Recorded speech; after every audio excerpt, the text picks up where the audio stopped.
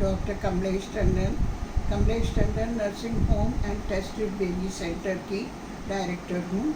और ये हॉस्पिटल करीब 47 इयर्स बैक स्टार्ट हुआ था, एक स्मॉल हॉस्पिटल से, पर अब ये 100 बेडेड हॉस्पिटल है और इसमें सब तरह की स्त्री रोग से संबंधित और इमरजेंसी ICU, NICU सब तरह की सुविधा है। मेनली यहाँ पे डिलीवरी केसेस अधिक आते हैं और अब प्रॉब्लम जो है वो कोरोना की है। तो कोरोना जो सब लोग को परेशान, सारा पूरा देश परेशान है, उसके लिए ये स्टार्ट हुआ है करीब यहाँ पर इंडिया में तो फर्स्ट वीक ऑफ मार्च में। और शुरू में तो लगभग 30 केसेस थे और उसके बाद होते होते अब ऑलमोस्ट 60,000 केसेस हैं, जिसमें से 2000 डेथ हो चुकी हैं। तो ये एक प्रॉब्लम तो सीरियस है और हमको इससे लड़ना है। इसके जो सिम्टम्स होते हैं वो उनको हम 4 वीक्स में डिवाइड कर सकते हैं, 0 to 7, जिसमें से 5th डे पे जो है वो सिम्टम अपीयर होते हैं। वो इस तरह से हों कि जैसे माइल्ड फीवर है, गले में दर्द है, खांसी है, बॉडी एक है, पेट में दर्द है, इस तरह से।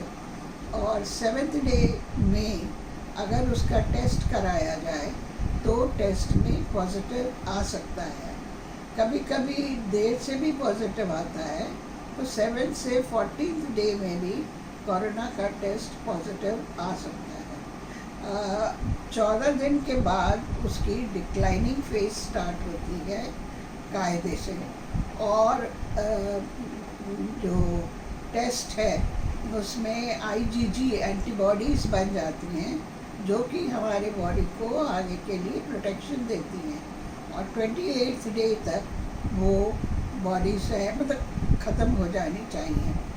पर इसके मतलब ये नहीं है कि पेशेंट अभी इन्फेक्टिव नहीं है, वो इन्फेक्शन दूसरे को उससे हो सकता है।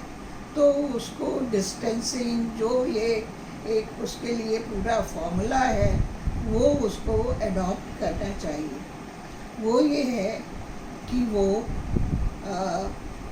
जल्दी मीन्स आफ्टर 10-15 डेज या कुछ टच मिनट्स या कुछ टच किया तो हैंड वॉश करें, हैंड वॉश मल्टीपल टाइम्स, और मास्क लगाए, क्योंकि इन्फेक्शन जो है वो ज़्यादा ड्रॉपलेट इन्फेक्शन होता है।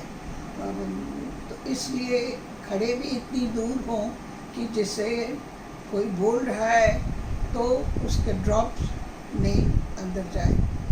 तो गर्म पानी के कुल्ले करें, गर्म पानी पिएं, जिससे कि जो थोड़ा बहुत इन्फेक्शन अगर गले में होगा तो वो वॉश आउट हो सकता है। और अगर ये गले से इन्फेक्शन हो रहा है तो ये चेस्ट की तरफ जा सकता है, और चेस्ट में इन्फेक्शन हो जाने से ज़्यादा हो तो उसमें लंग्स ब्लॉक हो जाते हैं, सब उसके जो एयर स्पेसेस हैं वो सब भर जाती हैं। तो इसलिए उसका ऑक्सीजन सैचुरेशन जो है वो बहुत डाउन हो जाता है और उसको ब्रीदिंग में डिफ़िकल्टी होती है।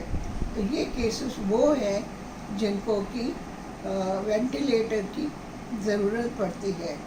एक जनरल आइडिया है केसेस को कि पेशेंट को कि मुझे वेंटिलेटर पे तो नहीं डाला जाएगा, ऐसा नहीं है। वेंटिलेटर पे जिनको लंग की प्रॉब्लम हो जाती है उनको डाला जाता है, और जो कभी कभी बहुत ज़्यादा टॉक्सीमिया भी हो सकता है, ये एक तरह का टॉक्सिन बनता है बॉडी में और उससे सेप्टिसीमिया भी हो सकता है। तो ये ग्रेव रिजल्ट्स हैं। और जो माइल्ड है वो यही है कि फीवर और कॉफ और इस तरह की चीज़ें। पर जो इसके लिए ये है कि हमको जो डिस्टेंसिंग रखनी है, हैंड वॉश करना है और आइसोलेट करना है एक क्वारंटीन की तरह। अब इतने लोग जो जाके हेल्प कर रहे हैं, डॉक्टर्स हैं, नर्सेज हैं, वो सब एक रिस्क लेके कर रहे हैं। हॉस्पिटल में केसेस हमारे भी एडमिट हो रहे हैं, पर विद ऑल प्रिकॉशंस, क्योंकि उनको पूरी वो ड्रेस जो पीपीई वाली है वो पहननी पड़ती है हेड टू टो तक, जिससे कि इन्फेक्शन नहीं हो। और सारे केसेस टेस्ट किए जाते हैं। पहले वो टेस्ट की रिपोर्ट 24 घंटे या उससे कुछ ज़्यादा में आती है, तो तब तक उनको आइसोलेशन में रखा जाता है। जब रिपोर्ट पॉजिटिव आ जाती है और नेगेटिव, जब रिपोर्ट आ जाती है तो फिर उसको एक नॉर्मल केस की तरह डील किया जाता है। डिलीवरीज का इससे कोई कंसर्न नहीं है, क्योंकि सिजेरियन सेक्शन और नॉर्मल डिलीवरी डिपेंड करती है कि जो इंडिकेशन एक नॉर्मल केस में होता है सिजेरियन का, वो उसी प्रकार चलता है और सब चीज़ें फेवर में है। अगर नॉर्मल डिलीवरी की तो नॉर्मल डिलीवरी कराई जाती है। पेशेंट को खाने पीने का भी अपने स्वास्थ्य का भी ध्यान रखना है, क्योंकि अगर आपकी रेजिस्टेंस अच्छी है तो आपको इन्फेक्शन के चांसेस कम हैं।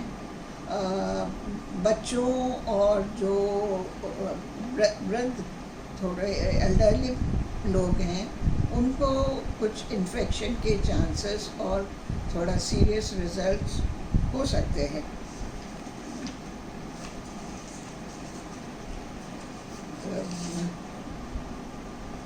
और ये है कि आजकल दिन भर हमारा राष्ट्र भी बहुत परेशान है। प्राइम मिनिस्टर से लेके पूरा ऑफिशियल स्टाफ जो है वो सब परेशान है कि इसको कैसे ग्राफ को नीचे लाया जाए। वो सब प्रकार की कोशिश कर रहे हैं, स्टडीज़ कर रहे हैं। और एक ऑर्गेनाइजेशन है जो कि बनाई हुई है, वो ऑर्गेनाइजेशन का नाम अभिवीरा है, जो दिल्ली कैडर के जो सेक्रेटरी, आर्मी ऑफिसर्स की वाइफ और जुडिशरी वालों की वाइफ, ये सब मिल के एक एसोसिएशन, एक फाउंडेशन बनाया है जो कि मास तक मदद पहुंचाने के लिए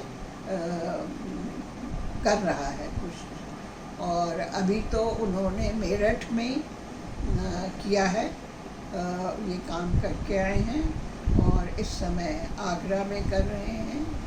और हमारा उनका एम है कि बी अलाइव कीप अलाइव। और मेरी भी सबसे ईश्वर की तरफ से कामना है कि सब लोग प्रिकॉशन लें और अपने को क्वारंटीन की तरह ट्रीट करें और खाने पीने का ध्यान दें और बाहर नहीं निकलें। लॉकडाउन चल रहा है तो सब घर में ही रहें और जल्दी स्वस्थ